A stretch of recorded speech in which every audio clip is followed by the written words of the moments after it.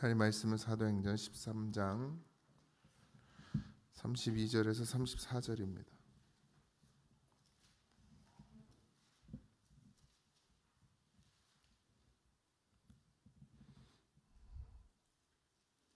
사도행전 13장 32절에서 34절입니다. 다 찾으셨죠? 우리 합독합니다. 시작. 우리도 조상들에게 주신 약속을 너희에게 전파하노니 곧 하나님이 예수를 일으키사 우리 자녀들에게 이 약속을 이루게 하셨다 함이라. 시편 둘째 편에 기록한 바와 같이 너는 내 아들이라 오늘 너를 낳았도다 하셨고, 또 하나님께서 죽은 자 가운데서 그를 일으키사 다시 썩음을 당하지 않게 하실 것을 가르쳐 이르시되 내가 다윗이 거룩하고 미쁜 은사를 너에게 주리라 하셨으며.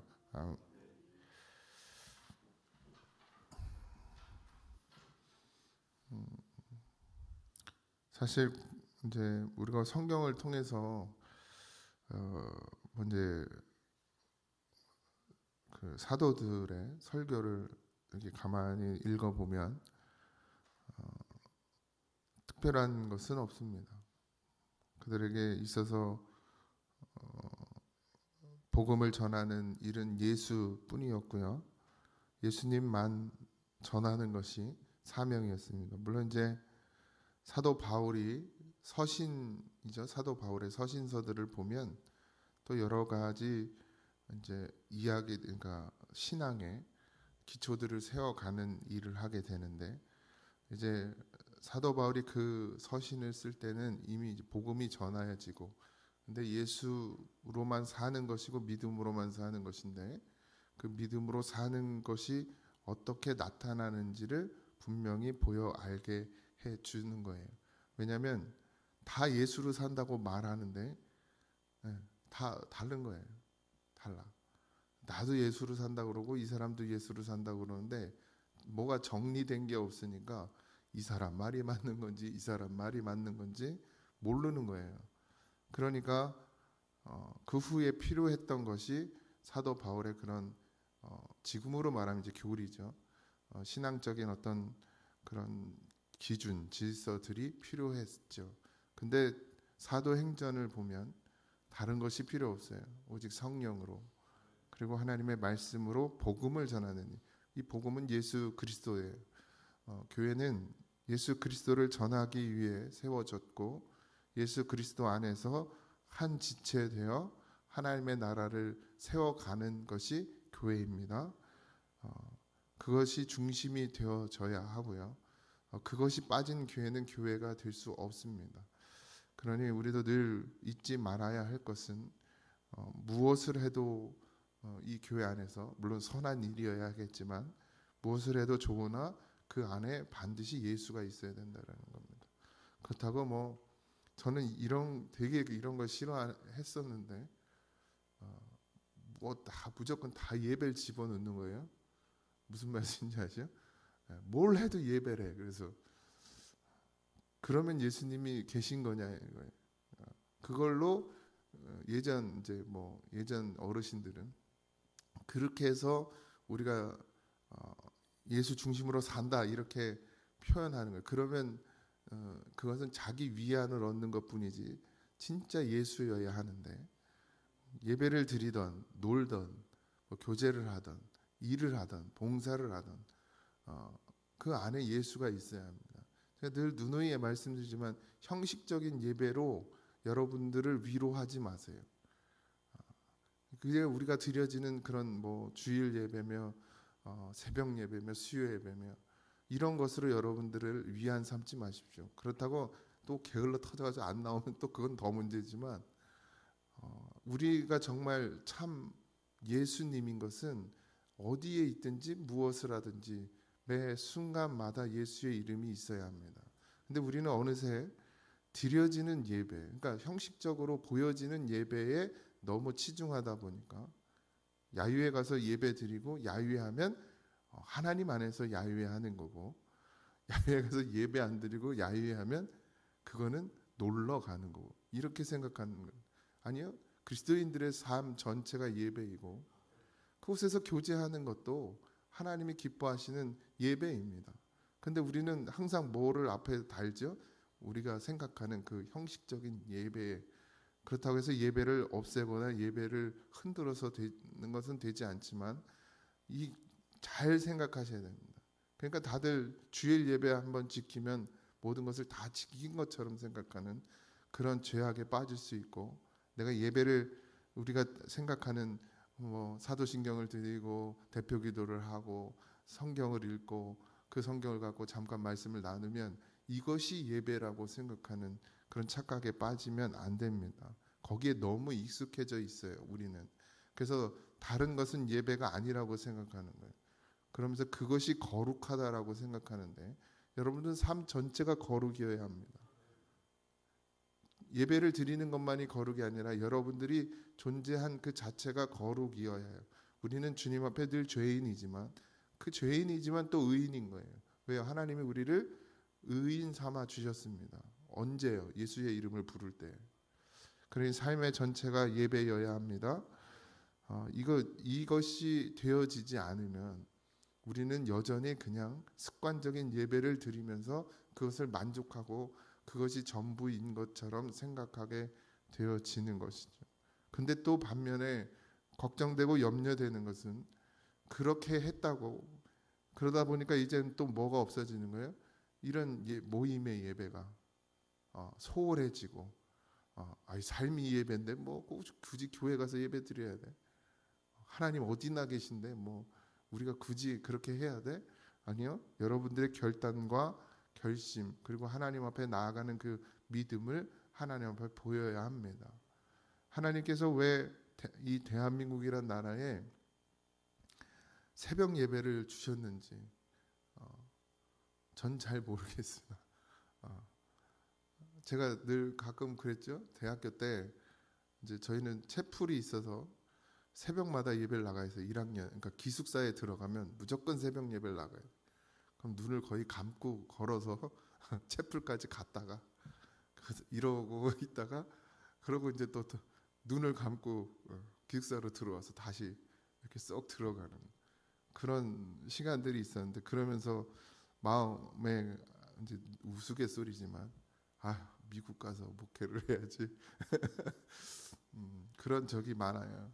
근데 하나님이 왜 굳이 그렇게 새벽을 깨우게 하셨는지, 지금의 교회들은 왜 점점 새벽 예배도 수요 예배도 이런 우리가 정해졌던 예배들이 없어지는지, 그럼 정말 삶이 예배여서 그 예배가 없어지는 걸까요? 아니에요.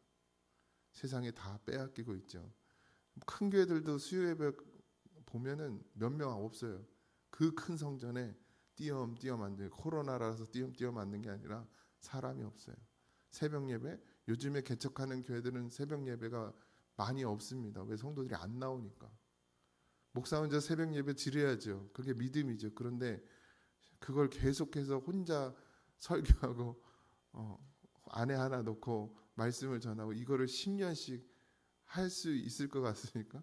저는 물론 그 목사님들에게 잘못이 없다고 할 수는 없으나 그들만의 문제는 아닙니다.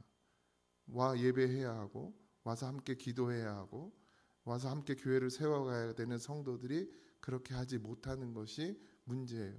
목사는 늘 예배 드리길 원합니다. 그런데 와야 예배를 드릴 거 아닙니까? 와야. 근데 이제 수요 예배도 나오질 않아요. 점점점 더 하겠죠. 우리도 보세요. 수요 예배 나오는 분들을 보세요. 이제 그분들 다 돌아가시면 이제 뒤이어서 나오겠죠. 제 염려겠지만 지금 이 새벽 예배를 보십시오. 평균 연령이 젊은 세대들이 이제 하나님 앞에 나와서 기도하고 부르짖고 매달리는 일들을 하지 않는 거예요. 그게 정말 그들이 믿음이 좋아서 삶이 예배니까 늘 어디서나 하나님을 찾고 구하니까 그런 거라면 굳이 이 새벽에 나오지 않아도 제가 아무 말 하지 않겠습니다. 그런데 그렇지 못하는 거예요, 우리는. 그러니 새벽에라도 나와서 하나님 앞에 부르짖고 몸부림치고 매달려야 그나마 하루라도 하나님 바라보며 살 수 있는 힘을 얻으니까. 그래서 새벽을 깨우는 거겠죠. 오늘 이 바울이 우리 조상들에게 주신 약속을 너에게 전파한다 이랬어요. 이 약속이 뭐죠? 예수 그리스도입니다. 그것도 단순히 그냥 예수 그리스도가 아니라 곧 하나님이 예수를 일으키사 우리 자녀들에게 이 약속을 이루게 하셨다 이렇게 말씀하고 계시죠. 주님은 다시 살아나셨습니다. 하나님의 아들로 이 땅에 오셔서 죽으시고 다시 하나님께서 일으켜 세워서 부활의 증거로 삼아 주셨어요. 우리는 주님과 함께 죽고 주님과 함께 사는 것입니다. 매 순간순간이 그렇죠. 이 새벽을 깨우고 나오는 것조차도 나로는 안 돼요. 내 힘으로, 내 생각으로, 내 뜻으로 억지로 하루 나올 수 있고 이틀 나올 수 있으나 이 예배, 새벽 예배의 삶을 산다는 것은 오로지 하나님을 의지하고 하나님을 따르는 자들이기 때문에 새벽을 깨우는 것입니다. 목사한테 잘 보이려고 새벽 나오는 거 한계가 있어요. 그래서 제가 말 안 하는 거예요. 전화해서 아니 왜 못하겠어요. 전화해서 잔소리도 할 수 있고 말도 할 수 있고 새벽마다 전화를 돌리든지 할 수도 있지만 그게 영원하질 못해요. 항상 사람으로 하는 것에는 늘 그래 끝까지 가지 못하는 우리가 성도가 새로 오면 그 성도에게 등록을 맡기는 거죠.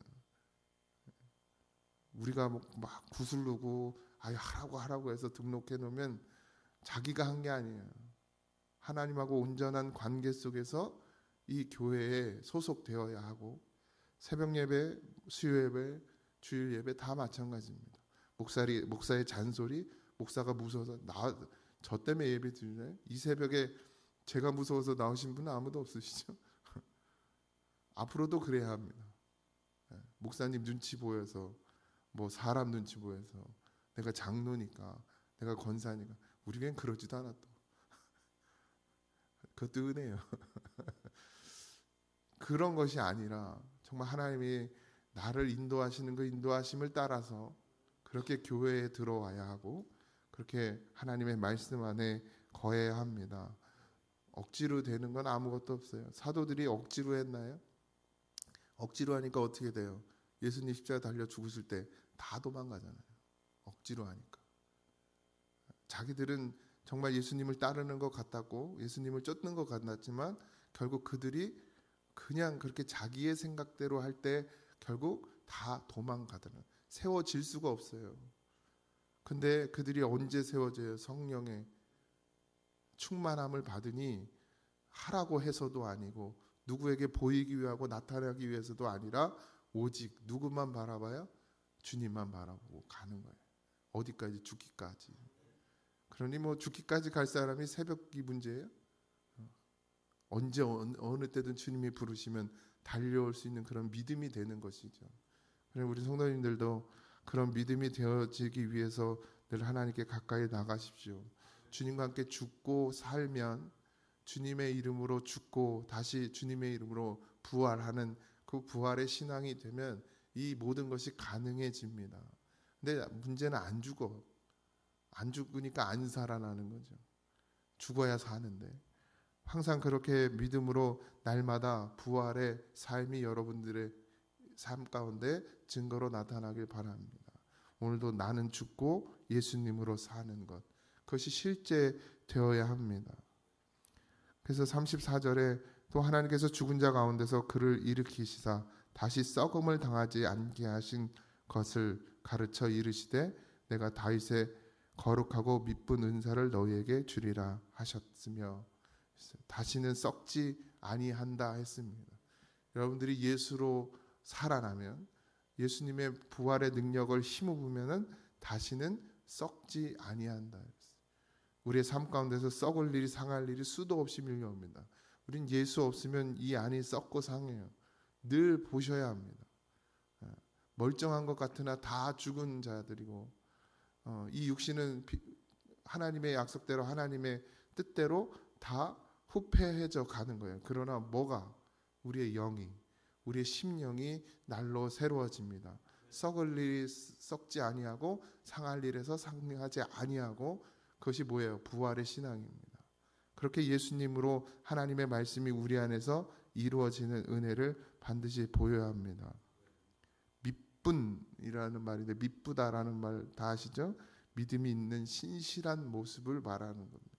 다 여러분들이 하나님 앞에 거룩하고 믿으신 그 은사를 꼭 받으셔서 오늘 하루도 믿음 안에 온전히 서는 그런 주의 성도들이 되기를 주님의 이름으로 축원드립니다.